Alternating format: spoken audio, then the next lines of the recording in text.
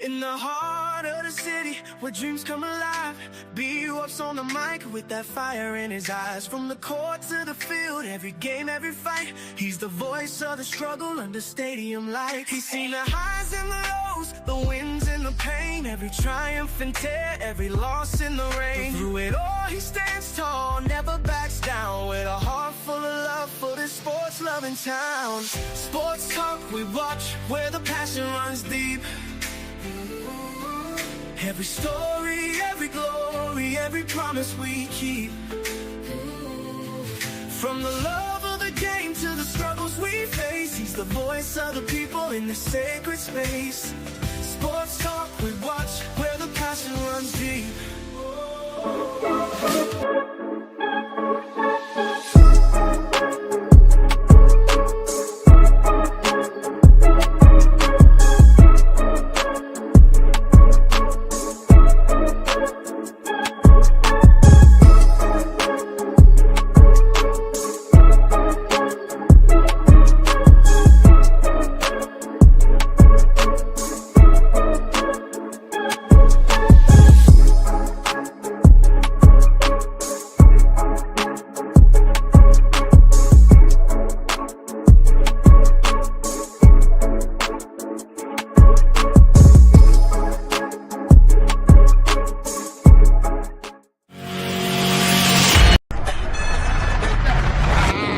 Who else wants some?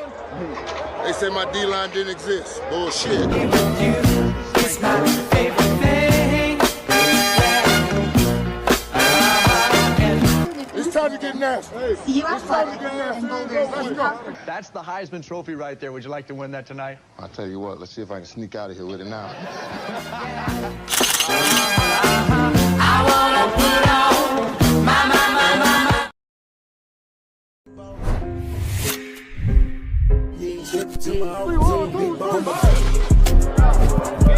Are you practicing to practice, or you practicing to be great?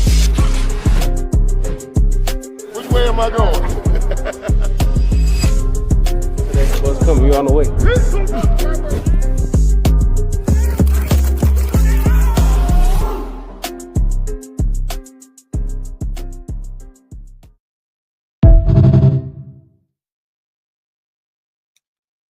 All right, family. How y'all doing on this Thursday evening? Once again, you're watching Sports Talk with B. Watson, along with Greg Setter and J.R. Boxing on this Thursday night.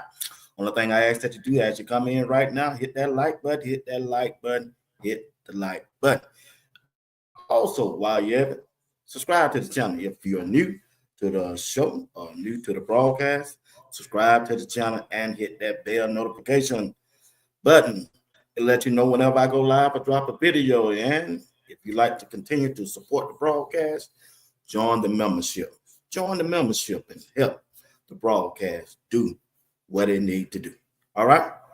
Well, once again, I want to thank everybody who's been rocking with me so far. You've been a truly blessing to Sports Talk with B. Watts.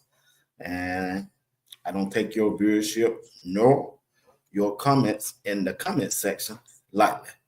Thank you for being engaged to the broadcast every day. I come every day at 8 p.m. Eastern time, except on Friday and Saturday. I come to you at 9 p.m. Eastern time. All right. Gotta get a shout out to the state of Texas and the state of Georgia. They're 1-1 on my attendance. And I'm telling you, the state of Texas represent doing Sports Talk with B. Watts, and the state of Georgia also. Shout out to the state of Texas, Georgia, Florida, California, North Carolina, Colorado. They're my top 6 states that represent Sports Talk with B. Watts. Appreciate y'all. All right. Well, we're finna get right into it. We're gonna bring up one of the main attractions to Sports Talk with B. Watts, and that is J.R. Boxing. One of the best who ever and who are doing it right now. What's going on? What's up, Doc? Man, I was getting myself ready, making sure my microphone good, and I heard Texas. I said, man, that's what I'm talking about. Then you followed it up with Georgia. I said, oh. Then I heard Florida. Oh, Lord. But nah, what's up, D-Watts, man? What's going on with you? Hope you had a good day, brother. Hey, man, I had an excellent day, man. I got to say hello to the people in the chat. Brewster, what's going on, man? How you feeling? Sabrina Walter, how you doing? Thank you for tuning in right now. Appreciate you. Tyree Small, what's going on? How you feeling, Tyree? What's going on? Miss Crystal Wise Williams, a member. Appreciate you for being a member. Miss Harris, how you doing? Once again, good to see you. Kate in the cut. My girl, the boss lady. I love CC. A member. Take care of Sports Talk will be watched. Not just with the present, but also with her financial contribution. Appreciate it. MH, how you feeling? Appreciate you.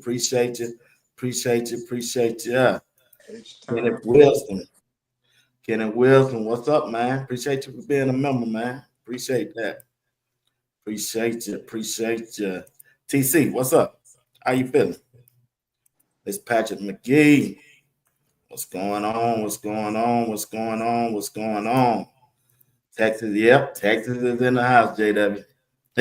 Y'all represent Harley. Y'all represent. I love CC. Nobody like you. Yeah, I know. Hey, keep on hating me then. I like the stuff that you do. Hate me. But anyway, and I was running late. I really didn't do my homework on the show, but I said, hey, I gotta throw something together.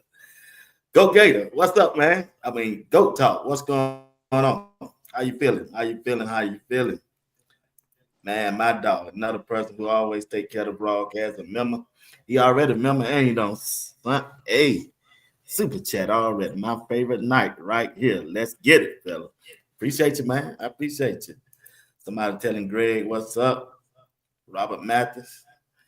All right. What's up? What's going on? They call him Pastor Greg. Man, you a preacher now? You don't got the light? But you been changed? I got my Falcon cup. He got that Falcon cup. He gonna throw that thing away this year, bro. Oh, rolling with Ben. Say, what's up, Greg? Everybody getting Greg some love. I love CC. Said, be what we talking about on Saturday, so I can do my due diligence. I'll let you know. You're gonna be a guest. Everybody who don't join my membership gonna be a guest on the show on Saturday. All right, we're gonna do that. We're just gonna chop it up. All right. Well, Greg, I never got any chance to talk to you. I don't talk to Greg, JR all week. So let me get your take on the draft, and we'll move into the commits that happened with Coach Prime. Coach Dre, what's up? What's going on? Check out through again, JR. Them shout out for them Texas boys, man. That's all. So, Greg, what you think of the draft, man? What you think about the slide of Shedeur? Let the people hear your take on that, and we'll move right along, my brother. Oh man, it's been an interesting week. It's almost like a dream, you know. I went off on Sunday. I let it build all up. Thursday, Friday, Saturday, let it go all the way through. Because it would seem that as a Thursday, they showed out, and everybody think, first thing, Friday he gone. Then it's like Saturday is like weird. So my theory is, I got a couple theories. My theory is they had to, let him know who's boss. But the problem with Shedeur and people like Shedeur, no matter what color they are, when you got the popularity behind you, when you got the people behind you, because that's who you are. That's who you were made to be. That's I don't see any definition of what his name is and everything. I'm like, oh, this is deep. He's shaking this thing up. He might be bringing exposure. He has brought exposure to the NFL, far as really how they've been doing things for a long time. Far as just I don't know. I think maybe behind the scenes they kind of keep people in check. It's they the boss. They the boss, and they write the check, and it makes sense from a brand standpoint that they would want to maintain it, but they went a little too far. They went a little too far, and it went a little too personal. Well, because you have to think about it, Shedeur been doing this thing. We've been following for a couple of years at the Colorado level and Jackson State as well, and it was obvious to me. That's why I really started doing what I was doing. I didn't get into this thing to talk X's and O's and all that. It was. I saw what was going on. They really wasn't trying to give him a fair shot from the jump. Let's be real. They just did it the cute way. Like, oh, well, you play for your daddy, you're not even that good. And then he did good at Jackson State. And it was like, well, you did it at the FCS level. That's HBCU. That's JUCO ball. That's high school ball. They just always try to minimize what he did. And he came and smacked them in their mouth that TCU game. And it's like, oh, shucks. Well, we don't got ourselves into something. And then, they was holding their breath. That was that whole first part. They was holding their breath till he lost. And the referees got in on it. I always talked about that. I feel like they went overboard. Stuff came out. Keyshawn Johnson came out about how everybody needed to make sure Coach Prime lose, and also Shedeur lose, and because that makes Coach Prime look bad. Coach Prime came over here and said, "This is my quarterback." They got mad about that, but they ain't have nobody. So that's one of my theories that they really didn't want him to do it. And I got this crazy theory, and I'm gonna throw it out here. I'm gonna disagree. Said it original. I believe they used Cam Ward against him. I believe they used Cam Ward against him.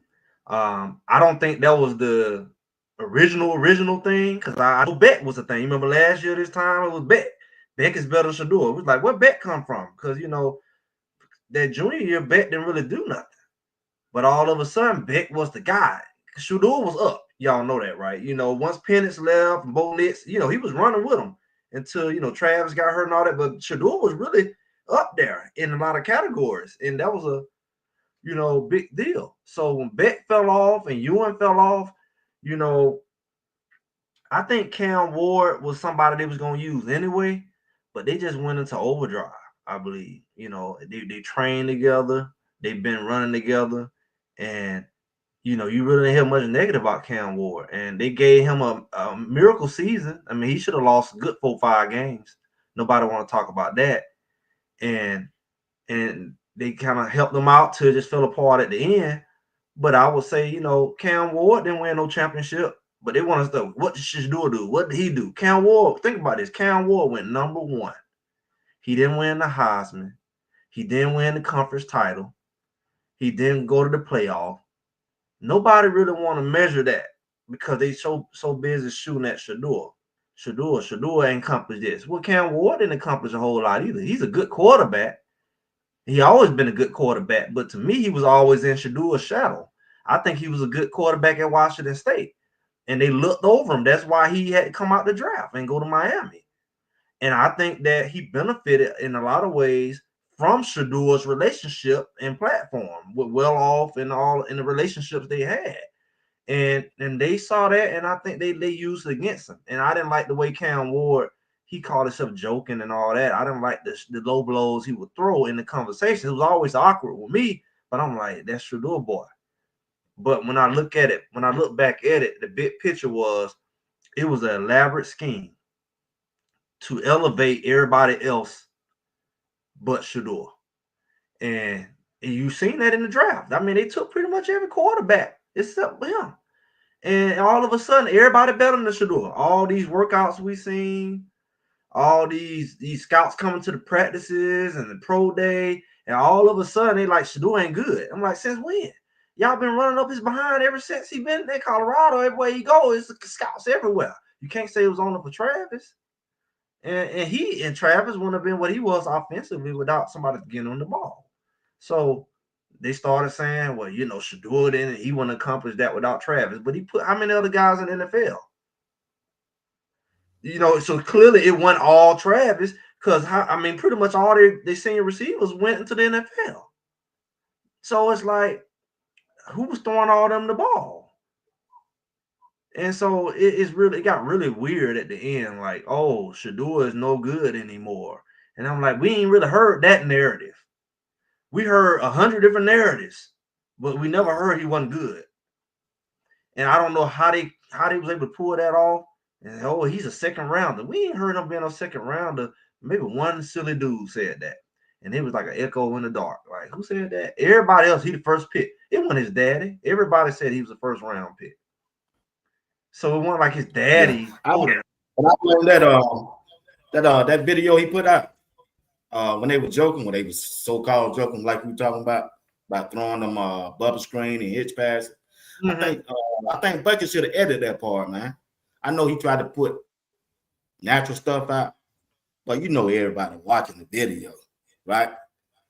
The purpose of a bubble screen or a hitch is because you don't have a running game, right? You throw the ball out there, Jimmy, because you don't try to run the ball. Well, you want to get the ball to your athlete. And I agree with what you're saying, Greg. I just don't think Bucket should have put that part out. But he said a lot of stuff, man. He would have did a lot of editing. He said a lot of below the belt stuff. I know, but check this out. In our chats, we say a lot of stuff when we be texting. We don't want that stuff out, right, JR? You know what I'm saying? Whoa, now, whoa. I'm just saying, you can put out publicly. People, I'm good. I'm just right saying down the middle. When we be texting somebody. Down the middle. We don't want that part out. I'm agreeing with Greg now. But you can tell the difference, but you can hear the tone in the person, the undertone. Like Cam Ward throwing some shots in there. I said, damn. Yeah, you can feel the undertone. After it's like if me and you was going at it and we joning. After a while, people would be like, they don't really like each other. Versus your homeboy, you can hear the tone. Like, hold up now, you just keep on going. Like Shedeur ain't even that type of dude. Like, who he have a relationship with like that? Well, he roasting all the time. He touchy feely. He touchy on everybody. Put his head against them and all that. He ain't a type of guy who's negative. We know that. So when he get with Cam Ward, it's always negative. Like Cam Ward and see this Shedeur try to laugh it off. And Cam Ward want to joan and stuff, and like Shedeur, that ain't that type of dude. You know what I mean? You can't name nobody he got a relationship with like that. So that's why I was like, what's going on with dude? But so Bucket didn't edit it. I ain't saying he edited nothing, but I'm saying like a lot of stuff. It seemed like he rarely said anything positive to Shedeur. It was almost shocking when he did. That's how I felt. So what you think, JR? Yeah, no, Greg. Take it back off what we're talking about. Greg touching on a lot of things, man, and there's definitely some what I presume to believe some truth to that. I won't go no further than that, but there's some truth in Greg's voice. So as far as what he's saying, man, Greg kicking facts. If you hadn't have an opportunity to listen to Greg said it on Sundays, usually around about 12:30. Be like I be sliding out of church around that time. But usually about 12:30. If you listening in the chat, if you haven't had an opportunity to listen to Greg said it, do that. Sunday, 12:30, you be locked in. He put out a lot of content, in between that time too, but 12:30, that's where they say Preacher Greg. That's where they get the preacher from. But now you saying some real stuff, Greg. I moved to 2 o'clock. The 2? Oh, yeah. That's good then. I'm well out of the church. Yeah. I had to go to church. I had to do a little church. So, I just moved it up. But I think the main thing, man, just looking back at it, like, sometimes you just evaluate stuff and you don't try to rush no judgment. And once you see it play out, you say, oh, I see. But you don't want to say it, but you say, I see some stuff, and that's kind of what my content is. Like, people mad at me when I was talking about the light practicing at night and the music. I try to be kind of introspective on, like, I'm looking at how stuff kind of play out and see the impact of it over time. And, I've been seeing Cam since he was at Jackson State, and Cam was at I don't know what he was, but he was about to go to Washington State, and Shedeur was about to go to Colorado, and that's when I kind of start seeing him pop up on the scene. And they really gave him a lot of. We didn't know who he was. We wouldn't have knew who no Cam was. We knew to watch out for him because they worked out together. He was going to Washington State. They ended up beating Colorado, but I remember both of them had a fast start. Cam, Washington State they were undefeated. They was doing good. Colorado was doing good, and they both went down.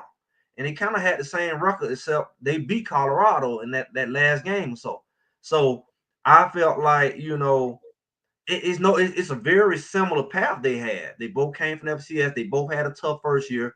He ended up going to Miami. Miami was a ready-built team. All they did was replace the quarterbacks. The other quarterback left, and these one-year guys. Shedeur was at Colorado. They still was trying to rebuild. But I feel like, realistically, they should have lost to Cal, and they should have lost to Virginia Tech early on. They would have never been in the top 10. But they were doing this weird stuff. They did the opposite of what they did with Colorado. They was getting these weird calls on these close games, like at the end of the buzzer games. And I think that the goal was to get Miami in a place. I think they wanted him to get that Heisman, but you just can't beat a Travis Hunter. I think he really supposed to got that Heisman because they can justify this number one guy, because they didn't want Shedeur to be the number one guy. Because if Cam was gone, who was they going to use? If Cam had graduated last year, who they were going to use? Beck fell off. Ewan fell off. They talking about this guy, Ole Miss, Dax or Dart or whatever his name. He emerged late in the season. Nobody was checking for this guy. Nobody was checking for none of these guys. They didn't even know who they were. The boy up at Louisville who don't play 87 years. Nobody knew who he was until throwing at the draft. We watched him throw dirt balls at the draft, throwing at the 20 yards short of the guy. Like, who he throwing to? The Saints took him. And it's like, I don't know, it was really, really obvious because everybody, the fans wanted him. And I said, since when the NFL don't want no money? I thought they want to sell tickets. Because anywhere Shedeur go, you finna sell out season tickets. Period. It don't matter where he went. If he had went to Dallas, they gonna sell out. If he went to Saints, they were gonna sell out. He had the Browns. If they dumb, if they stupid, let them be. But they not. He already showing he don't own the community already. And the locker room will get behind him. And what you gonna do when the locker room get behind him? Because the players are already saying they wanted him down. You took him in the fifth round. You got a New York Giant wide receiver that going off over there on Twitter, boy. Napier, whatever his name. Cause they ain't drafted. Yeah, they going off, boy. Yeah, He neighbors. with them. He was close with them guys. He was hanging out with them. Yeah. Actually, it's funny that you say that, because I listened to a podcast earlier, and it had Malik Neighbors on it, and he said that Shedeur messaged him while they was in high school. He tried to get him to come play out in Trinity, but the situation just didn't line up. Because like how Cameron Sim and Craig came out there to Trinity to play, didn't have nowhere to stay, had to stay with the coaches and things like that. It would have been the same situation for Malik Neighbors. But the intention was for him. Shedeur reached out to him. Hey, bro, I hear you going off over there in Louisiana. Man, we got this team here in Texas. Man, come play with us. And Malik Neighbors said he wanted to do it, but his family situation, everything like that, it just didn't work out at that time. Those Malik Neighbors' words. I ain't making this up. He said that on the podcast. So yeah, I heard him, man. But still, I just can't understand, bro. The teams that was they wanted to prove it. They had scouts up there. New York Giants had scouts up there every practice. And they skipped over round after round after round. Now, this is something that had to happen late, y'all. I like Jackson Dart. I think he's the second best quarterback in the draft. I've been saying that for a long time because I've been watching him for 3 years. But he ain't better than Shedeur. He's better than Cam Ward, but he just ain't better than Shedeur. So I ain't understand that. Go ahead, Greg. I ain't mean to cut you off. You know what? It's two things.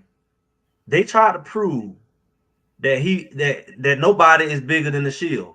They don't realize the Shield is made up of the athletes. The Shield ain't no Shield without the athletes.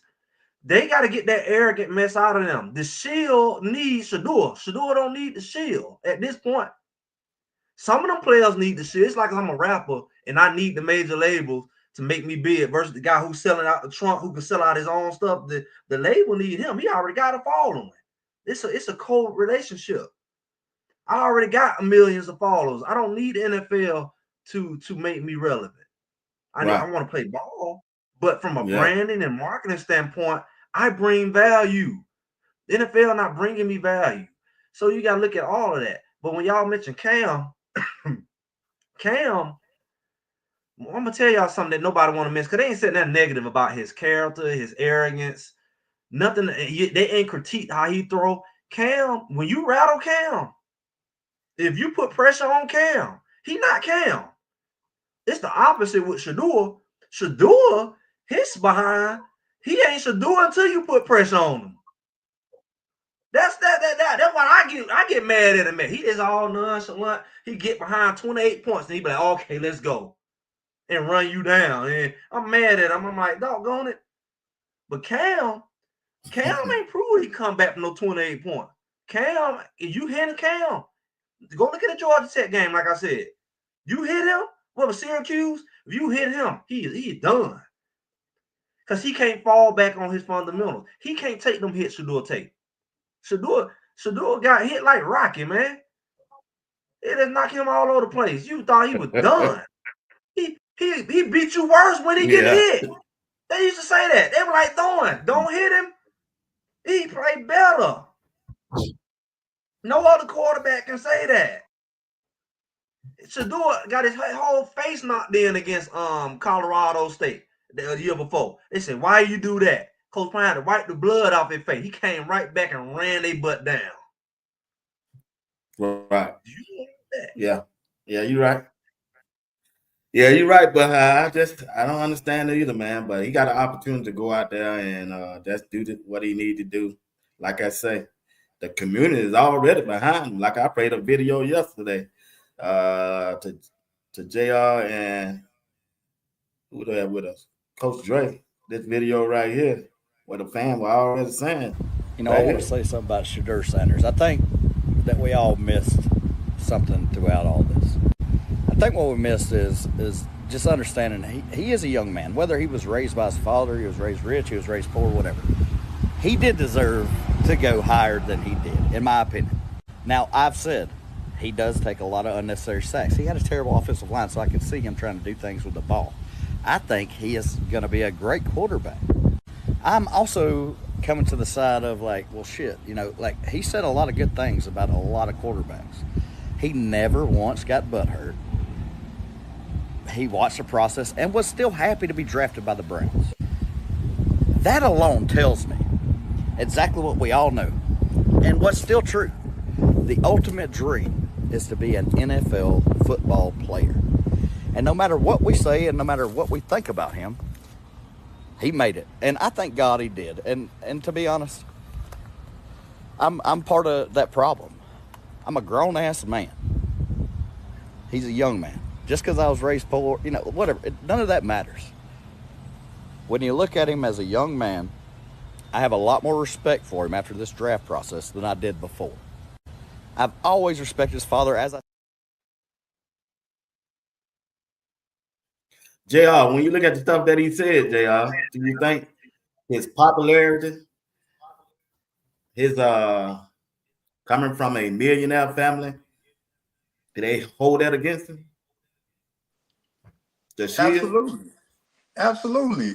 B-Watts, we talked about it that first night after the first round. I was like, man, something going on here, man. Look, you spoke to it a little bit. Look, the Giants showed up to Colorado ad nauseum during the season. We saw it. We saw it with our own eyes.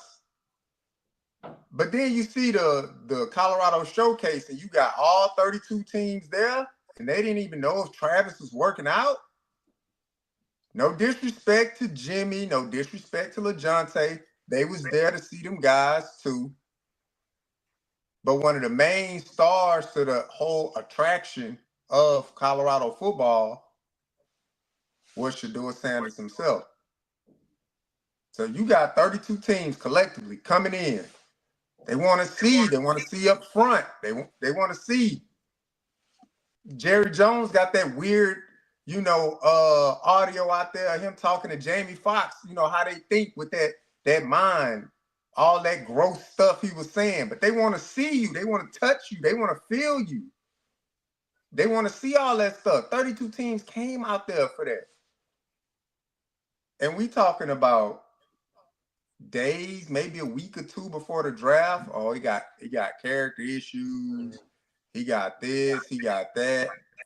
Look, if he had character issues, all right, I can. If I were to play devil's advocate, if he got character issues, all right, obviously his daddy ain't gonna say nothing, right? We can say that.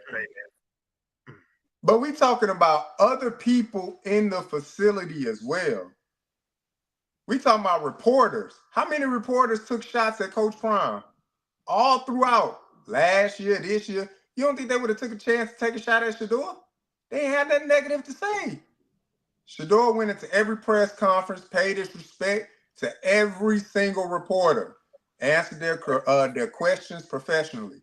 You don't think a reporter would have had something negative to say? You don't think somebody in the CU campus would have had something negative to say about him? He's a part of that community. Look, all we hear about is how the NFL go out and they do their background. They investigate these players, fine-tooth comb. They going all the way back to elementary school, talking to elementary school teachers, lunch ladies, this people, that people.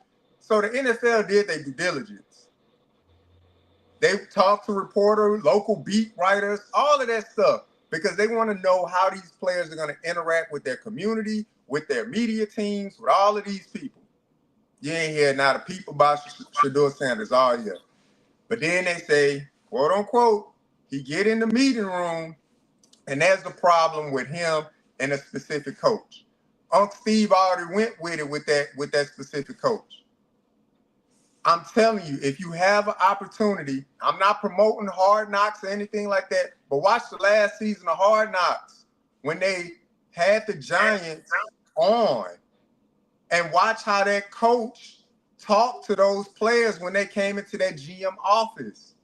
Feet up. We talking about they're holding meetings. Feet up on the coffee table. Relax back in the couch. Talking to them. Hey, get up there and do this. Show me this. Show me that. Show me that. If you haven't had an opportunity, go watch Gruden's Corner. The way he stand up. Show me this. Do this. Do it. That just gives you a small insight of what these players go through when they get there.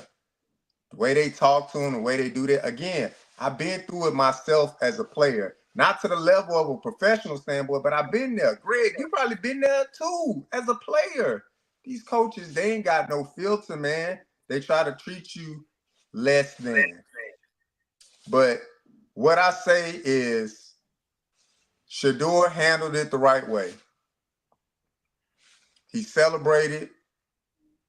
He was relieved.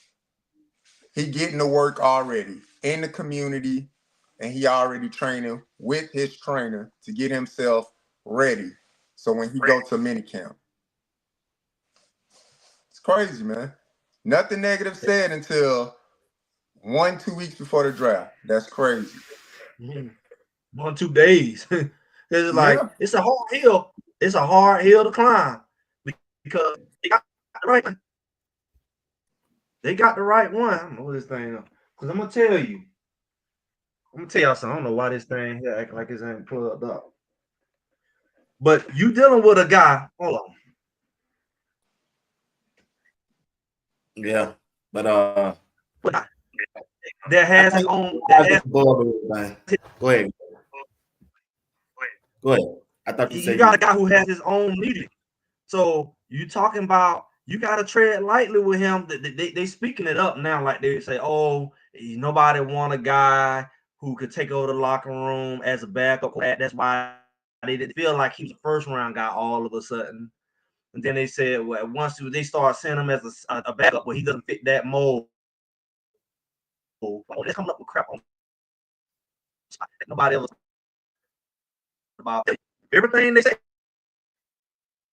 It's gonna come down with him because he has a lot of influence, not only on the community, but he has influence in that locker room already. Quite as it's killed. So you can't mistreat him now. You can take him in a 100th round if you want to. You gonna look like a fool because he gonna show all the work he doing behind the scene. Okay, y'all gonna say he can't bring the camera in the locker room. But guess what? That camera gonna be everywhere but the locker room. It's gonna show him working out with the players, hanging out with the players. It's gonna look a lot like what they gonna document this thing. And you ain't gonna be able to say, oh, he didn't get along with nobody. He horrible. Fool, we just watched them hang out. They was eating chicken wings together. They ain't gonna be able to do all that. They can't do that to him like they do to everybody else. They can't create a false narrative on him. They ain't gonna say he ain't working hard when they gonna see him. They gonna see him in the community. They gonna see him with his teammates. They gonna see that he can throw the ball. Cause you see one thing about going in the 5th round with 100 other quarterbacks in front of you, you mess around and be out there and get cut because you don't even get no reps. They gonna say, well, we ain't get to see that. You see what I'm saying? Because the first guy gonna get the most reps, second guy gonna get, then you the 4th, 5th guy. Somebody gotta go. So he may not even get to show what he can do, but get what he can do. He can get out there and do them videos and with them boys just like he been doing, and you ain't gonna be able to say he can't throw because he gonna show you on his platform with them 1 million followers. So you're not gonna be able to play him with that. You can hide them other guys, but he'll say, well, I take my practice outside of practice. Now I get them same guys to come work out with me. They ain't get no reps with. Right. They play him like that. Yeah. That's why he gonna make that team. That's why he gonna go out there and do what he got to do. If he's gonna make that team, let me tell you something. You see how the Saints ready to crash out? Still, all these people ready to crash out. Ain't nobody gonna crash out harder than that dog pound because they like Colorado. They ain't won in a long time. Yeah, that dog pound. They cut him and keep Flacco and they go in there and go 2-13. Boy, they might burn the stadium down. Play with them folks. Them folks ain't playing. That's what I said the other night, Greg. I said, man, Cleveland for the Browns team, they're looking for a winner. Like they're looking for it. You got Ohio State, they won a championship. You got Cleveland Cavaliers, they won a NBA championship a few years back with Bron. But that Browns football team, they ain't won nothing. They looking for a winner. That's why they paid Deshaun Watson $230 million guaranteed. Because they thought he gonna be our win. He is gonna get it done for us. Unfortunately, Deshaun Watson, whether it's a bad omen or whatever, he just couldn't overcome all of the things that was behind him already. He couldn't overcome that. You could tell by his play on the field. Cleveland been looking for a winner. But you're right, Greg. Them videos, if they try to play them, that's what we was talking about. Me, B. Watts, Coach Dre. Hey, make your videos, do the same thing you've been doing. You ain't got to show all the lifestyle stuff, but you showing, yep, I'm getting up at 6 o'clock. I'm going to go work out. I'm going into the facility. I'm going to study this, going to do this, blah, blah, blah. Now, once I'm out the facility, I was in the facility for a few hours. Now I'm going to go work out and throw extra reps with these guys that's on the team, with these local guys that's on the team. We going to this high school field. We going to throw these reps here. We're going to do all this extra stuff before training camp start. Change it. Whatever narrative they tried to paint for them, like you said, we're going to be able to see it with our own eyes. Notice I got my Buffs on. Shout out to Detroit. I got my Buffs on. Buffs, my Buffs, with my well off, because we repping the Buffs tonight. That's what it is. What I'm talking about, man. Shout out my homeboy in Detroit, man. Got a super Buffs. Got a super chat there. 499 said the Browns are in a tough spot. You can't treat two like regular field picks. I believe they have to open the quarterback camp. Then it's business. Yep, the owner is no food. Haslam is no food. I agree with him on that. Do you think they know, Greg, do you think Cleveland Browns know exactly who they pick in Shedeur Sanders? Absolutely not. I should have sent the thing. I don't know. Probably didn't send. I ran across a chat because now Cleveland stuff popping up on my it's this little channel. They gonna do like Colorado. People was in the chat say y'all gonna be like Colorado now. You know, all the Colorado channels that was already there, like DMVR. It was a channel similar to that ish.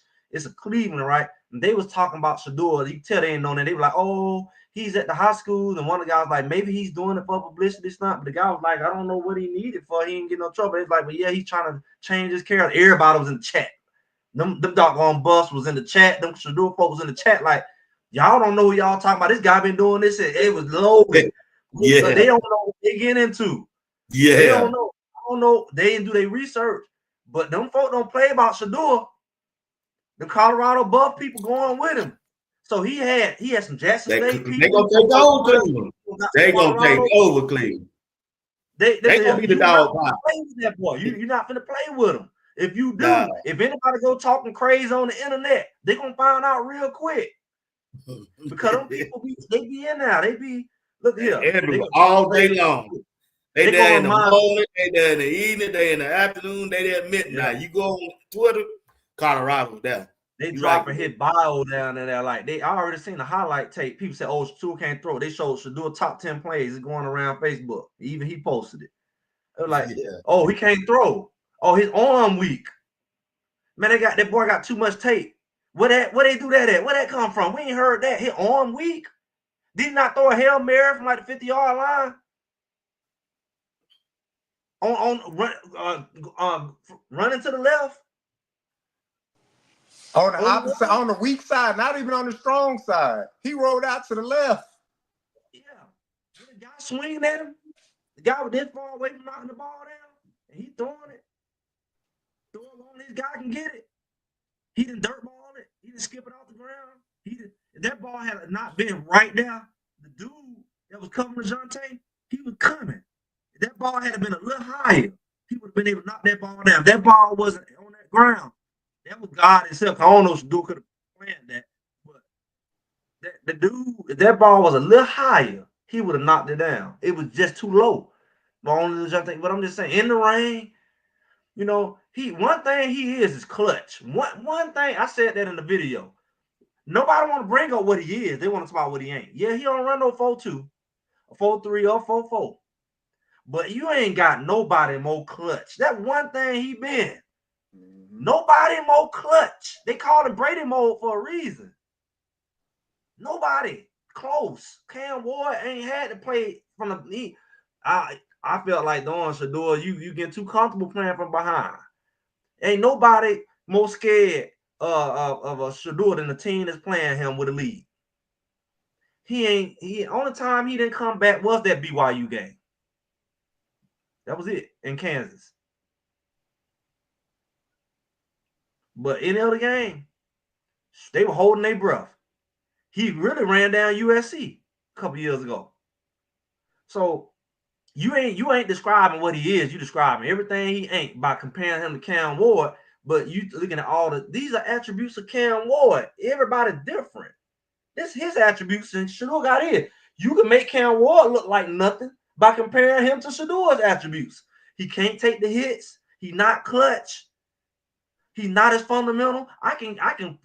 You don't do the comparison thing. He's raw. He's not as pro ready. I mean, he got the same QB coach, but you can tell that he's not as polished as Shedeur. It's like, come on, man. What do we do? I don't know where that came from. I'm like, you be what? That thing came out of nowhere. And I was wondering, I knew someone was gonna slide up, but darn. Because that stuff we ain't never heard before. Coach Prime ain't even here. He in all the circles. And he said here like, where this stuff coming from? They really had to, behind the scenes, say, hey, this is what we finna do. And it wasn't something that I don't think they've been planning for 5-6 months. This is something I don't know. It's going to come out because he know too many people. It's going to come out. Somebody going to give him a phone call. Even if he don't come out with it, he know too many people. I look at Jared Jones. Jared Jones, oh, I want Prime. I love you, boy. You skipped over him, too. Brady, you skipped over him, too. Yeah. Even in the third and fourth round, you still skipping over them, and you had a chance to get them. Pittsburgh, you had a chance to get them. Come on. Y'all ain't that much on the same page by mistake. Y'all are selfish people. Unless y'all got really behind the scenes and wrote something up and made some kind of blood pack or something. Y'all ain't. JR say I don't want to be watched. I'll take it. That's how it normally works. Yeah. For everybody to be like this for 5 rounds. Come on, man. Yeah. That kind of shake it up, bro. He ain't nowhere on your depth chart after 4 rounds. Really? With zero quarterbacks. Steelers over there like this. No quarterback. Yeah. Yeah. No, y'all need a quarterback.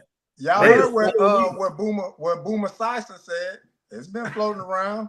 He said Boomer Sison, former NFL quarterback, former analyst, worked for CBS and all that stuff. Now he kind of doing like some independent stuff. He came out and said, he was like, I talked to a few people, I got a few sources in the league or whatever like that, people that's in these war rooms and stuff like that. And he said it was owners that told GMs, nah, take them off the board. Yeah. But when again, did they those not my words. Them words from a man that played in the league, covered the league. He got sources in the league.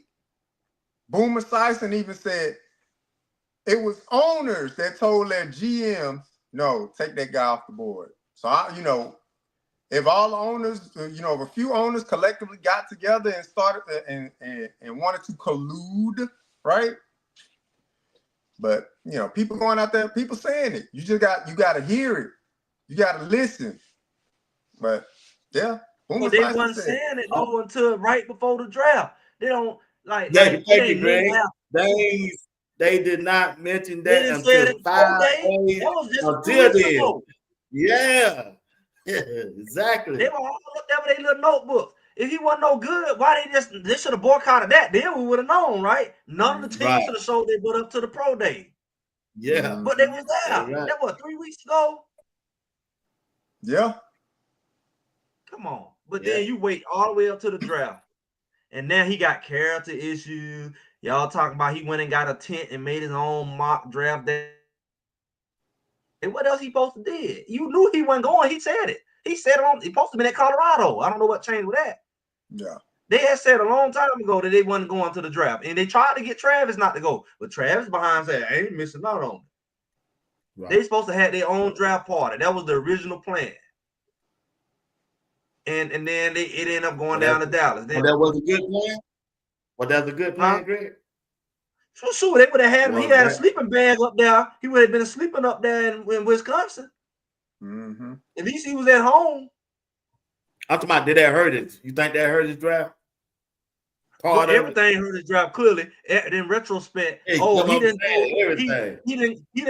throw in the combine. Neither did Cam Ward. But Cam Ward better. Since when? Since when Cam Ward better? Y'all ain't been saying that. It's been one guy put him at number 1, one guy put him at number 2. It was never a consensus that Cam Ward was better, ever. It depends on tomato. It was never a consensus. Since when was the consensus? I heard a guy come on my page and tell me, he's still a dude. He be on every now and then. He come up there talking about some Cam Ward is bigger, stronger, fast. Oh, bigger? Since when is Cam Ward bigger than Shedeur? You looking at the things? Cam Ward ain't never been bigger than Shedeur. What are y'all there running off your mouth? Cam Ward ain't a big dude. He not as tall or big. He's not a big dude. They literally got about the same measurables. Literally. Shedeur's a little bigger than Cam. Cam probably put on a little more weight this year. But Cam is not, his frame is not the same as Shedeur. His lower body is not as big as Shedeur. The Shedeur got some big legs. Mm-hmm. See, they don't pay attention. They talk about everything he not. They don't talk about what he is. Only thing I want to see Shedeur do, and he can shut him up. He go get in the weight room and get his core right. Get your core right. You got the trainer. You got the whatever. Go get you ripped. Go get some abs. Go get your core right. That's the only thing his core ain't. His core look like a quarterback. His core look like You know them quarterbacks be all straight bodied. I heard Peyton Manning made a comment one day I'll never forget. He said, "Who needs abs?" He said, "What person has abs outside of an NFL player?" He basically was saying only certain people of a certain age of a certain type have abs. That was his attitude. He probably never had an ab in his life. You know, I don't know why and you throwing. I don't know why you wouldn't want your core right, but that's the only thing I would tell Shedeur to do. Give them what they want. They want to point you out. Oh, he out of shape. Look at him. Look at his arms. They want to point out everything, every little thing to justify their hate, jealousy. And then they turn around and say, well, his dad ain't going to give him nothing now. Like, why are you even sliding that in? What his daddy got to do with it? Yeah. He got to earn it now. Even the GM. The GM made comment. Well, you know, Shedeur has been in the limelight and, you know, whatever. It's all off. They gonna go say, oh, well, you know, he's got to earn it. Like, who don't, fool? He don't earn it, he gonna get cut. Exactly. What you mean? Even if you picked him at number 2, he still got to earn it. Everybody got to earn the guy drafted. I mean, what are you talking about? Anybody go out there and don't play, they cut. Or they traded or something. They gonna get cut either in the summer or they gonna get cut in the doggone preseason. Every week, somebody getting cut. Trying to find somebody to replace you. Then if you make the team, they'll cut you in September, October. You never safe. So what you mean? They gonna mess around and get cut. Because what's gonna happen is if they get Ben Silly and they trade this boy, he gonna end up on somebody's Super Bowl team. If they trade him, they get report out there that Philadelphia's finna try to go out there and get him. The thing is, if they trade him, it ain't gonna be that garbage. See, he was gonna get on a SAR team, and he's still on a SAR team. Let's call it what it is. If he had been the number 1 pick, number 2 pick to Cleveland, he still had an uphill battle. It ain't changed them. Only thing changed his money because they garbage program who haven't proved they can win in a long time with quarterback issues. So it didn't matter if he got picked 1st round or 5th round, he's still gonna have to go through this try to change a dead program again, like he said. But if they get dumb, the best thing can happen to him is they trade him for some offensive lineman or something, and then he go and he end up on a Super Bowl team and he'll get a ring as a backup. Because he ain't finna get one there. Hey, Patrick Williams got a question there, JR. You think they will trade Kenny Pickett? They ain't pick up his 5th-year option. They got to do something with him. Yeah, with a move like that, not picking up his 5th-year option, I mean, that make you expendable, right? If you pick up a 5th-year option, I believe it was like 26.2 million or 26.8, something, you know, around, let's say 26. Let's just keep that a round number, 26 million. If you're a businessman, you give somebody 26 million, you keep them around to see what you're going to produce. I've invested in you at this point, so I'm keeping you around. You know, unless you're just ready to cut ties all together, like how they mentioned with Deshaun Watson. It was a big swing and a miss. Somebody tell you that mean they out on that guy. We took a big chance and we missed. So that's why you hear a lot of reporters now and NFL analysts and talk shows saying all of that stuff about Deshaun Watson, saying, yeah, he not going to be there, or they're not invested in him anymore, or this, that, and the third, and blah, blah, blah. But when they put $230 million guaranteed into his pocket initially, they was invested. They knew he wasn't going to start for 12 games out of the year. They was invested. He got hurt. They let him rehab, came back. They was invested. So it'd be the same thing for Kenny Pickett, man. They didn't pick up the contract, so he playing on a low scale of a contract this year. That make him easily tradable and easy to cut. I hope that answers your question. I appreciate that. Man, I was looking at Pac-Man. I see some people in the chat. Boy, he went off on his show. I don't know if y'all watched it. Pac-Man was acting like Greg on there. Pac-Man went off, man. Y'all see it? Man, you know how he is. And when it comes to that, you know, Man said, Dion, "Oh, get the fuck out of here." He said to him, "Get the fuck out of Cleveland." Yeah. but he know, everybody know. Yeah. You know what? I'm gonna be real with you. I think what Coach Prime originally said it was in programs he didn't want to go to. I think it was Cleveland. I think Cleveland was one of those programs. Yeah. And I feel like conspiracy theories, Greg. Y'all meet conspiracy theory, Greg. I feel like that had a lot to do with what they did to him. Oh, you don't run things, and guess what? And who gonna end up picking you? They wanted Cleveland to pick him. Cleveland didn't even want to pick him. They was made to pick him because that was part of the humiliation. The humiliation was, we ain't gonna pick you, and you still gonna go to where we want you to go. You gonna tell us where you ain't gonna go. Cause we determine. You gotta think about NFL controlling this crap. They rig games. Yeah, I said it. They do all that. Man, come on now. And that's another reason why a QB got to be careful, because the QB plays a big role in that. And a lot of time, I've watched many of these great QBs. I can name them by name. Some Hall of Famers step right back and throw the ball to interception. You think it was Russell Wilson mistake throwing that interception on 1.5 yard line to lose the game instead of giving the beast mode. These games are so rigged, it's ridiculous. And the quarterback, they throw games, literally throw games. I seen Brett Favre do it. I seen Peyton Manning do it. So you can't have a guy who you can't trust, who got his own mind, because he might mess around and say, I'm finna win. So it's a lot of things that go along with when you're trying to let somebody know their place. And it's more than race. If you know how that NFL run, they run control because they control the whole freaking game. They control who go to the playoff. They control who go where. So when you got a guy say, I ain't going there, so you're going to mess up what we doing. We'll show you, and you still going to go to Cleveland where we had you going anyway. I think they already had it set for him to go to Cleveland. They just trying to show him.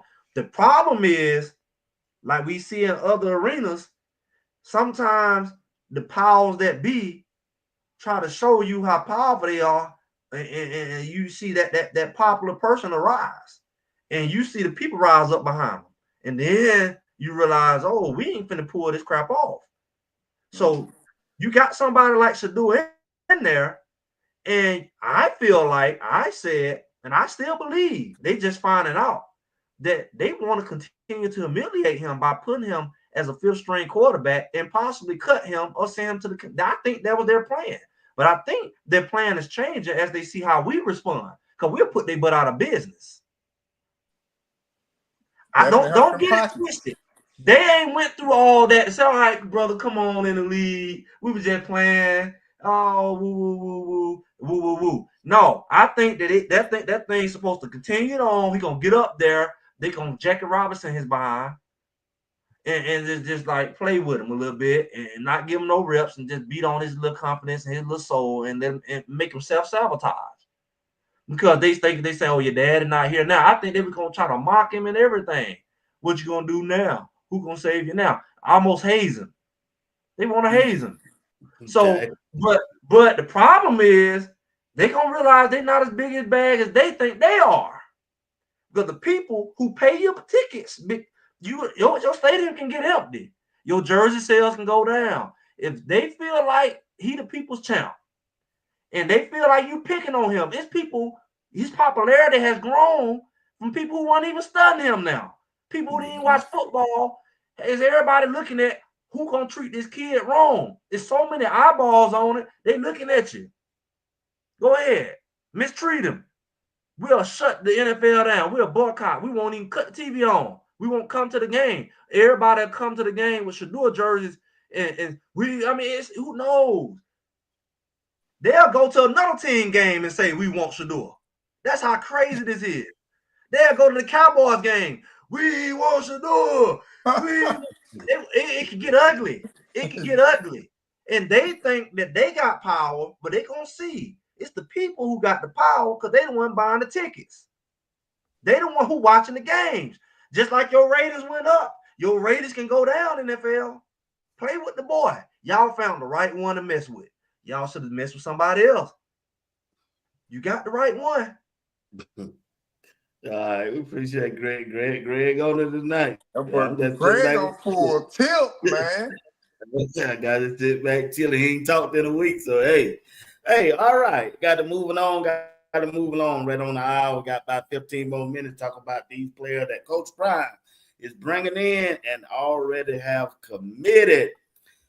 JR, we got an offensive lineman from Tennessee by the name of Larry Johnson. I think he's 6'7", another 6'7", 350 pounds.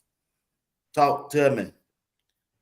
Look, B. Watts, I know you don't like to hear me say this one word. You and y'all hate it. Measurables. I like them measurables. Hey, pause. But I like them measurables, young man. 6'7", 350. That's what I'm talking about, man. Putting some beef up on that line. A young man that was a projected starter for University of Tennessee, a program that was in the college football playoff last year. So I like that. 6'7", 350. Now we working. Look, I question Gunner White. Hey, you see my hands? You see my hands? They're together. Yeah. Hey, keep cooking, Gunner White. I questioned you. I'll hold my beer at this point. I don't drink though. But I'll see a whole one. That's what I'm talking about. It's to you, Greg. I think that this is good for him at this point because only way this program moved forward in the right direction without I knew the narrative is gonna be what you gonna do without your sons. Can you coach without your sons? And the whole running game thing was a big deal. If they get a strong line in front of somebody like Salter, and the defense is pretty solid, this team, if they go 11-1, anything wrong that line, go to championship, it's a wrap. So you bringing in this quality of line, right tackle, you got the right guard that came in, you got some depth. This sets this team up to be what we thought they could be. You lost a couple guys, but then you brought in some receivers, some more receivers. You still got Old Miller there, so you still got the receiver. You bringing in a little Dylan Edwards style running back, and we already talked about what you got there. So this is a major piece, this lineman right here. That was, that right tackle was. Yeah, it was a nosebleed staring that Evans, man. I kept saying, man, hey, we one more piece away. We need somebody to go beside Zach Chrysler. And they got the same measurement on that right side. Both of them 6'7", both of them 350. Hey, it is what it is. But also, as Greg just mentioned now, JR, they picked up a running back by the name of D. Taylor, the Draylon Taylor. I seen some videos on him. He kind of got the speed of Dylan Evans. I know you kept saying we need that 1,000-yard rushing. What you think about Taylor joining the running back room with Marshall Faulk? Hey, they call that. My nickname for him is Lil Hawk, Lil Track Hawk. That's it. Hey, Lil Hawk. Boy got some burn on him. That's Lil Hawk right there. So look, a guy that you can use in multiple ways. A change of pace back for sure, but he can also run between the tackles. Another special teams guy. He contributed on special teams at his last school. And a guy that's hungry. He ready to prove himself. Look, that's the same school Cam Ward came from. And Connor Ward, that's in San Antonio. Those guys down there, man, they work hard too, man. But this young man, he want to prove himself. So Lil Hawk, man, I like to pick up. Lil Hawk, I like it. This to you, Greg. Yeah, I mean he's Dylan Edwards 2.0. So you got that component in there. However they're gonna use him, he can catch out the backfield. Yeah, they say he's 4.3 speed guy. So you got some speed, and man, you got these 6'7" linemen. You ain't gonna be able to see him. He sure ain't. If he can read, he gonna be a problem. he gonna be a problem because you ain't gonna be able to see him, especially when he run to that right side. So, you know, I think they want to get one more running back. I think this is their opportunity to go get the big bruiser. You got the speed guy, you got the combination guy, Hayden and all that, and Welch. They, you know, go get you a guy 230. You know, y'all heard Amos still in the portal. Amos messes up last year, went to Ole Miss, and then he back in the portal. Yeah, I think somebody done picked him up. Yeah, I think he said Georgia State. Georgia State. Georgia State got him. So Yeah, like, you know what I'm saying? That's what he did. That's what he did when he left not go to Colorado. He ended up at Georgia State. And you know what Georgia State do? All Colorado players go to burn at Georgia State. None of them, he messed up. None of them turn out right. Because they say they went and got another good running back from Georgia or something. So yeah. Oh yeah. Oh, okay. All right, JR. Got another one. Safety. Go back in that safety room. John Slater from the University of Tennessee. I kept saying we need some more safety, even though I like the way Branch and Takeifa Byers playing. But hey, they had another safety, bro. Yeah, this guy right here, look, another guy from University of Tennessee. I mentioned it before, college football playoff. He was a key contributor to their defense last year, a defense that was rated in the top 5 of college football last year. Guy with some talent, some speed, some athleticism. He started 10 of their total 13 games. He got hurt towards the end of the year. But this is what we're talking about when I said that they're looking to constantly improve the roster. This is an athlete that is going to improve your roster. It's going to make it harder for other guys to get on the field. And when other guys trying to get on the field, they got to outplay a guy that probably got more natural ability than them. So that just raises the level of everybody play. Right. Yeah. Making a well-rounded team. Look, people laugh when we said, oh man, this roster is a better, well-rounded roster than it was last year. People laugh, but you got guys like him that help make the roster more well-rounded. The more talent you bring in, the harder guys have to work to prove to get on the field. Especially if you got dreams of playing at the next level. Yeah. It's you, Greg. Well, I'm gonna tell y'all this: people run their mouth and they don't talk it up because they say, "Hey, Colorado is in the Big 12. That's a weak conference. They can't compete with the SEC." Well, it looked like every year he get a little something SEC. It seems like he got more SEC players this year than ever before. Right. You just see 2 from the same team. We got one from Auburn. If Hood had stayed, that would have been another one. But you're attracting what quality players? You know, whether they out of high school. So you saying they can't compete with the SEC, but they're getting an SEC, and then they're not getting bench riders from the SEC. They're getting people who played. They're not no longer getting people from you know, those little colleges like he did the first year from Akron and all that. You know, those lower schools. They're getting these quality transfers now.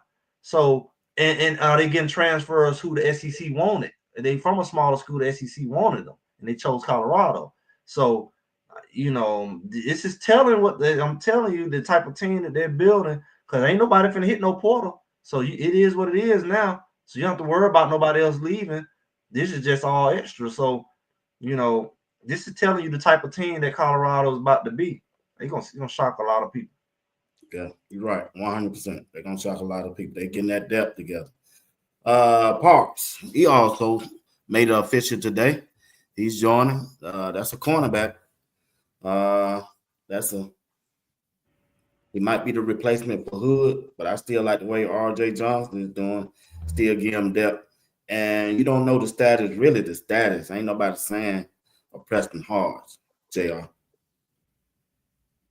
Yeah, that's what I look at for Teion Parks, man. A guy that can come in, that can backfill a position. You mentioned Preston Hards. That's the comparison right there. That's a match. Preston Hards, maybe he's not ready at the beginning of the year. Whatever the case may be, that's the guy that's going to be able to step in right there. Had unbelievable production at a lower level But you know what? When you can play anywhere. All you need is the opportunity. Right. So I like this pickup. I like how they're making that back end more athletic, more speed. Man, Rob Livingston and Coach Matthews, they know what they're doing back there. They get more speed, more athleticism back there. They ain't playing no games. It's to you, Greg. Well, I don't know what y'all saying, but I'm what I see. I don't see R.J. Johnson coming out the field. He basically is the new Colton Hood. The way he was playing out there during the spring, they gonna McKinney better watch himself over there. I know he got the first dibs because everybody don't label him as, but he better watch himself. And he on the chopping block because R.J. Johnson don't found his groove, and I don't know. So it ain't open like that. I've been trying to tell him, man. If you look at spring practice, look at the spring game. DJ McKinney ain't following up that last year with the effort and the performance on the field. This year, from what I'm saying, what they don't put on tape. Now, I'm not at practice. I don't know. But, hey, I'm not going off film. But I'm looking at. Also, JR, they don't added this guy. Today, Noah King, he visited the 29th. Hey, he committed. He's another defensive back that they done got. 6'2", 200 pounds from Kansas State. A safety. But they say he's going to play defensive back. Yeah, look, a young guy. He was a highly recruited guy. Had a ton of offers coming out. He decided on Kansas State. Then look, he decided on Colorado.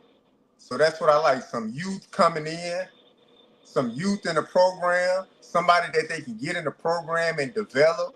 You can match him up back there with Branch, another guy that played lights out during the spring game. So I like it. Composite 4-star. I went and I saved his huddle tape so I can go back and look at, what he did in high school and stuff like that. But all the things I've read up on him so far, good athlete, works hard, fast on the field. I like that. That's what I like. I like to hear. So we not just bringing in one-year mercenaries. This is a guy right here that the program that he gonna build in the program. I like that. It's on you, Greg.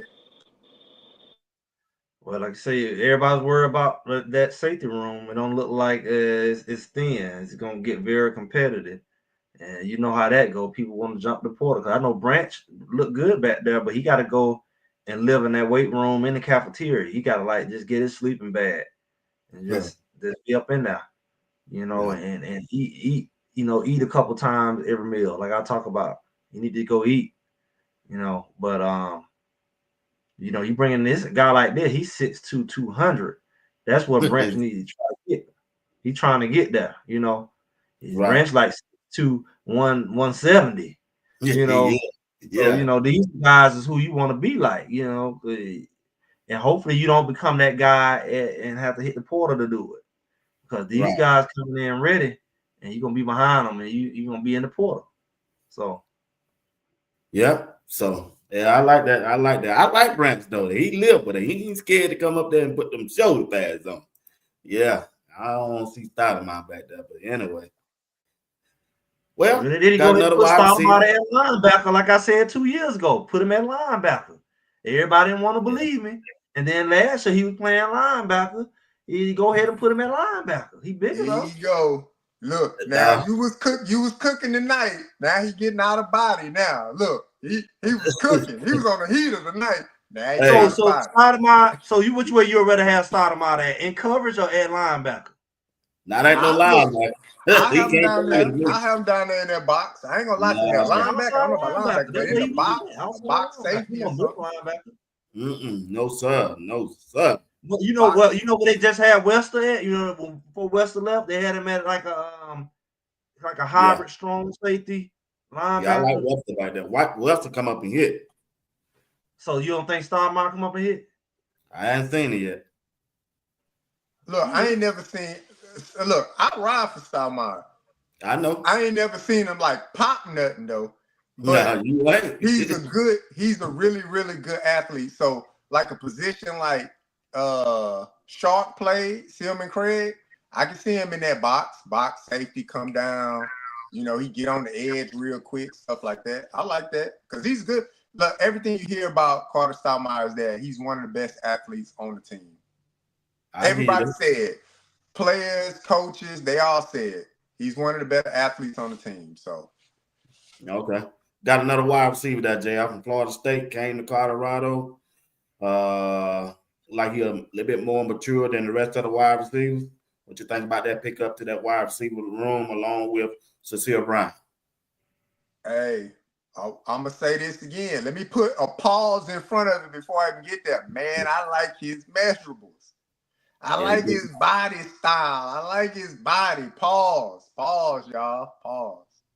But look, another athlete that he can run fast. He a big body, but we got a big body with some speed now. A big body, but ain't no blazer. A good possession guy. Got good solid hands. Right. Same thing with JoJo. JoJo he a good possession guy, but he ain't gonna just run down you on the field. Right. You got Cam Michael. He's a blazer, but he's not a stature. He's not a tall guy. You got Timmons here in the middle. Then you got my Texas guys. Q from 6, he can run. Not a big guy though. Right. So I like this guy. He got a combination of good measurables and some good speed. So I like this pickup. That's one of them level athletes. It's on you, Greg. Yeah, it's gonna be interesting because then you're looking at him. You got Sincere Brown in there, you know, which is he's taller, but you brought in some size. I think O is faster than what people think. He's not no 4.3 guy. He's probably more of a 4.5 guy, but he clearly got good game speed because he's seen to pull away. So I think when you got that combination of O Miller, when you got a guy like Williams here, when you got a guy like Sincere, when you got that combination, you got options. So again, it's gonna go back to this scheme. If you scheme it up right, then yeah, you definitely can do something. But if we got that act like you don't know how to use it, you know, all these weapons, what good is them? So it's gonna boil down to the scheme. Yeah, I like to pick up, like I said, bigger guy like JR saying, more mature guy, been around. Him and Cecile Brown bring a different dynamic to the team for size and blazing speed. And then, man, you got Farrakhan X, JoJo, Q6, Draylon.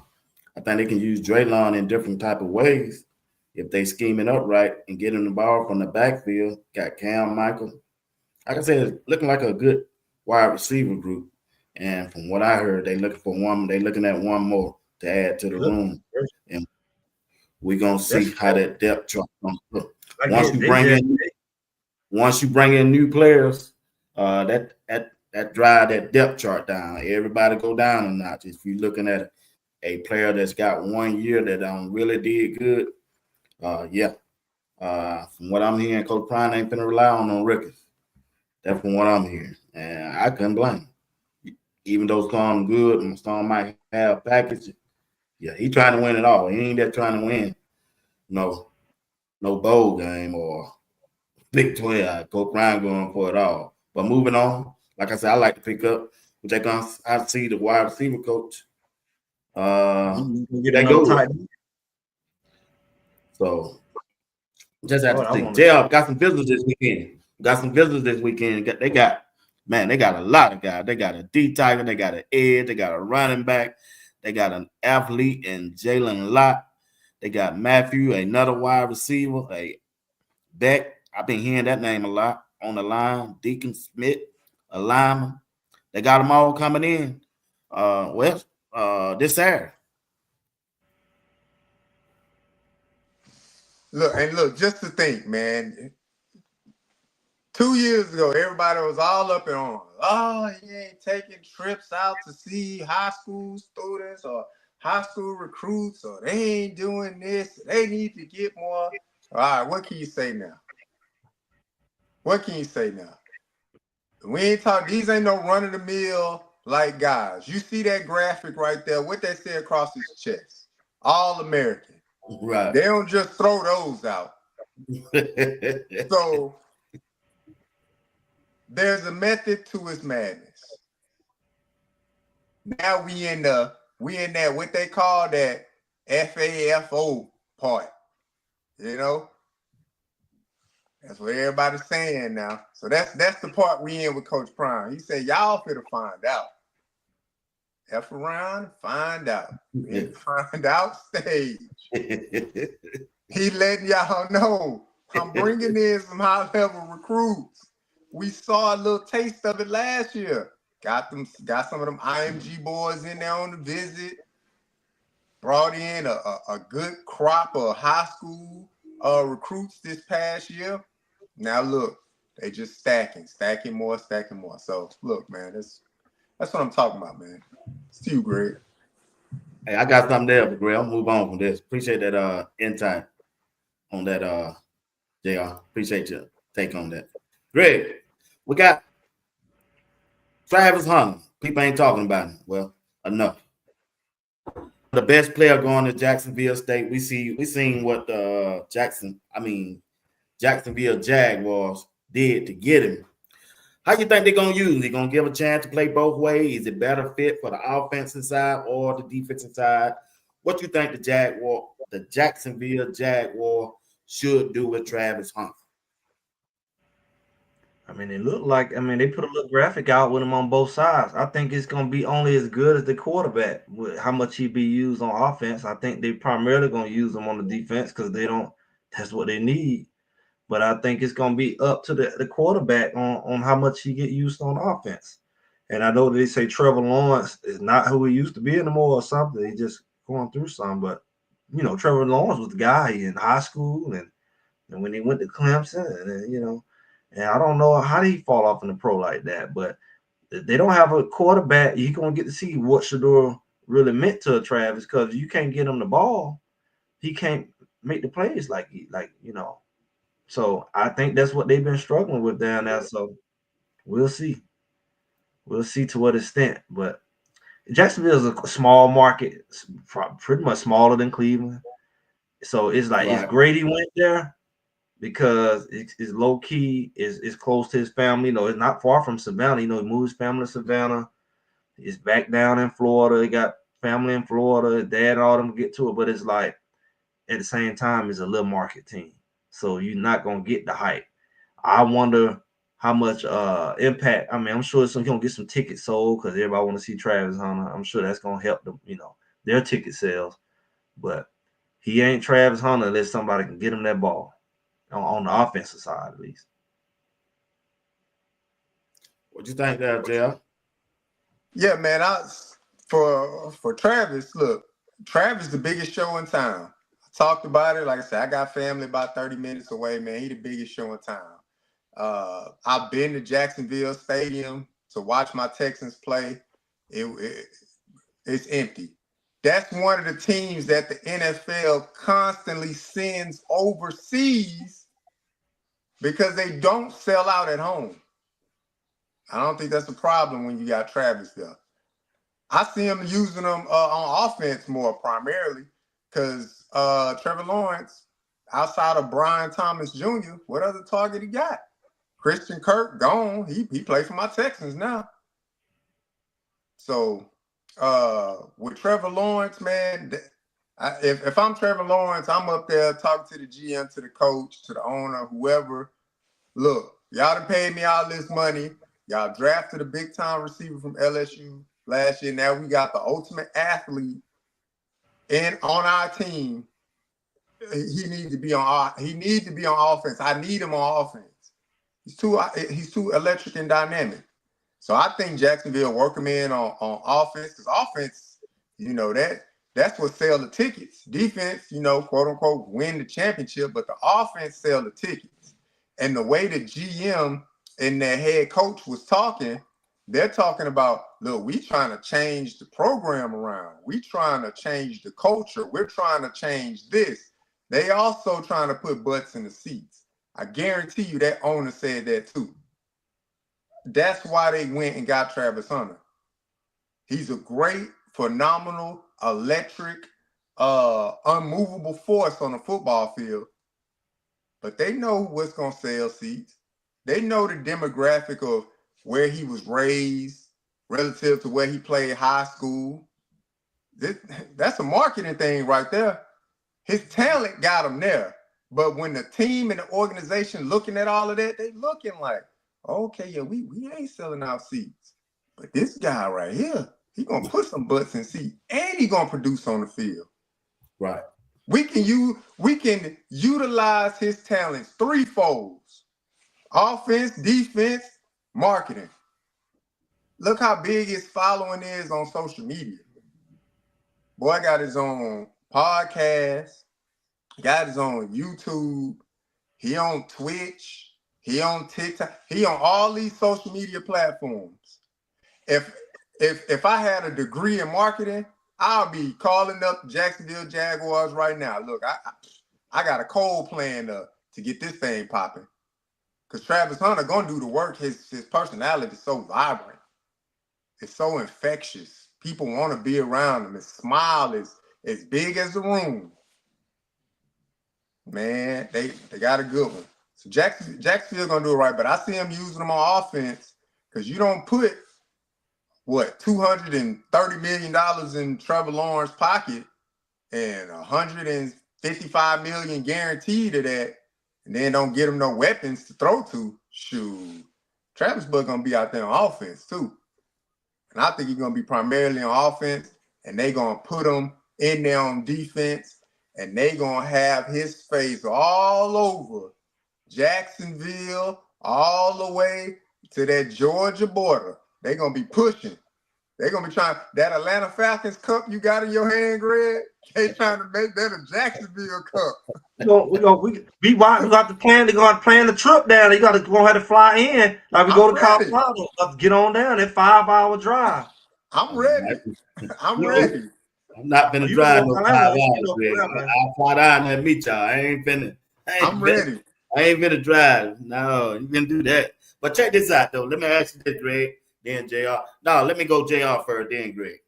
Which other player other than Shedeur, Travis, and which other player than those two you excited to see on their team this year? See if they make the team this year, rather. I'm excited to see J5, man. I'm excited to see him. Right? The storyline is so intriguing about J5, man. The thing with his dad, the coming to Colorado, being the first player to earn his number, being so electric on the field, and then we get to this year and it's kind of like, oh, it's like a lull. Like he was hurt all year, couldn't stay healthy. You know, that first game when we saw him and he had like 190-something yards that first game against North Dakota State. And we was like, whoa, boy, he about to eat this year. Then he finished the season with like, under 500 because he just hurt. Just all year, just hurt. Finished the same touchdown he scored the first game of the year. That's the only touchdown he had all season. He can't get hurt in the NFL, boy. They'll get rid of you, man. But he didn't waver. He didn't waver. He got in there. He blocked his butt off. He was a good teammate. You ain't never hear J5 complain. So I'm excited to see him. And I'm 2.5 hours up the road. I can't wait for them to release this NFL schedule so I can know. All right, he on that roster. All right, my ticket's cash. I'm up there. At least for preseason, I'm definitely up there. Okay. What about you, Greg? I think that's good. I want to see what LeJounte do. See, can he become a main fixture? And everybody on the shallow right now. He told all the jokes, kept everybody from being on the suicide watch. On that weekend. I mean, he took the butt of the jokes. And he got his chance and fired his dad and got him an agent and all that good stuff. So I want to see what Shiloh can pull off down because everybody kind of watching Shedeur. they kind of help Shiloh because he ain't got to take all that heat that Shedeur taking.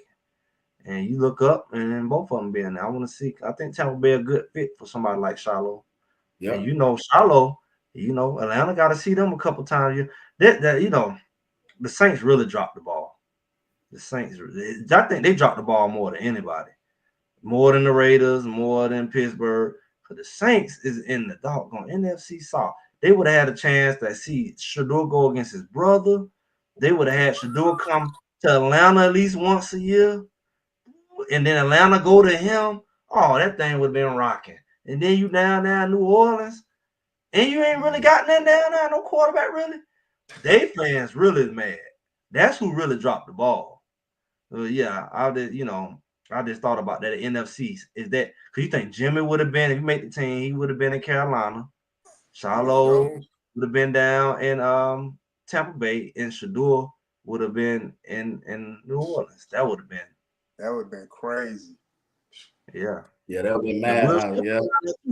Will Shepherd down there in Tampa Bay too. Yeah. Mm-hmm. Yep. You're right. All right, fellas. That's the end of the show. We're at an hour and 30 minutes. I appreciate y'all tonight. Once again, was a banger. I want to thank everybody who's tuning in right now. If you don't mind, hit that like button, subscribe to the channel. If you have never subscribed to Sports Talk with B. Watts, and also join the membership. Appreciate each and one of you for rocking with Sports Talk with B. Watts and Greg Shedeur, along with J.R. Boxing. Give us your last word. Out to you, then Greg, and we out of here. B. Watts, it's always a pleasure, man, to get on here on the space with you.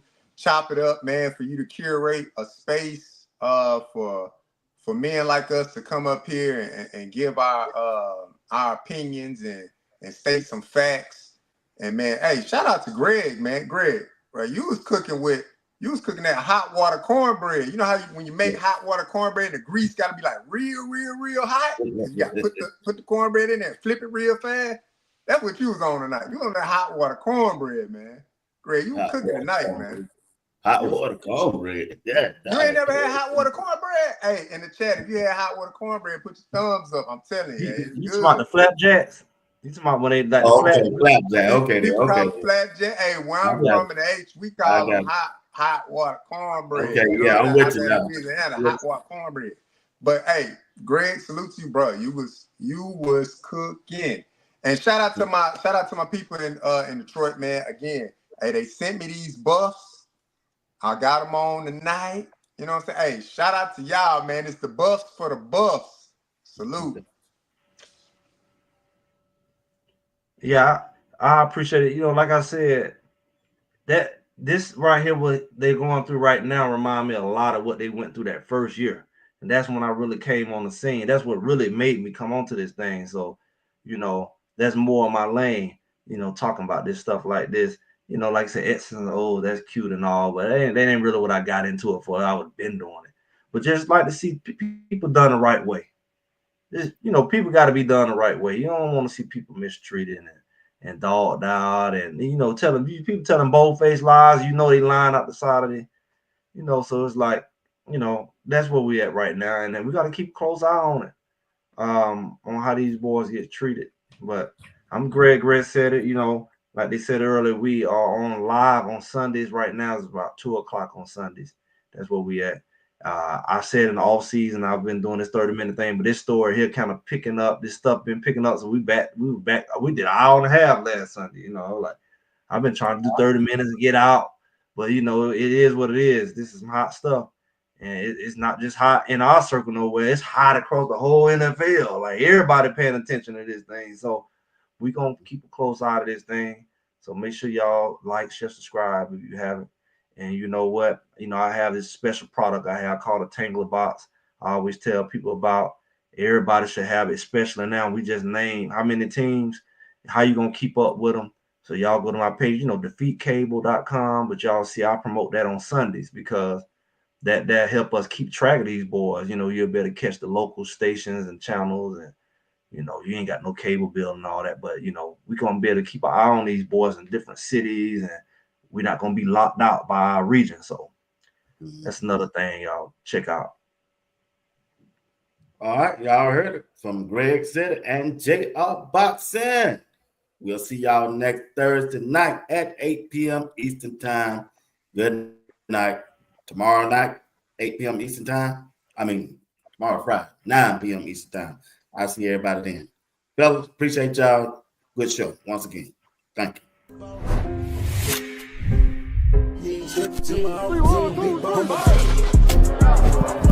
Are you practicing to practice or you practicing to be great?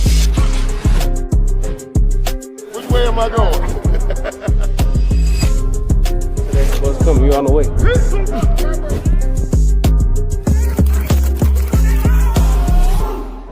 The key to the success as a coach, I'm saying as a strength coach, and I'm watching them work, they self-policed.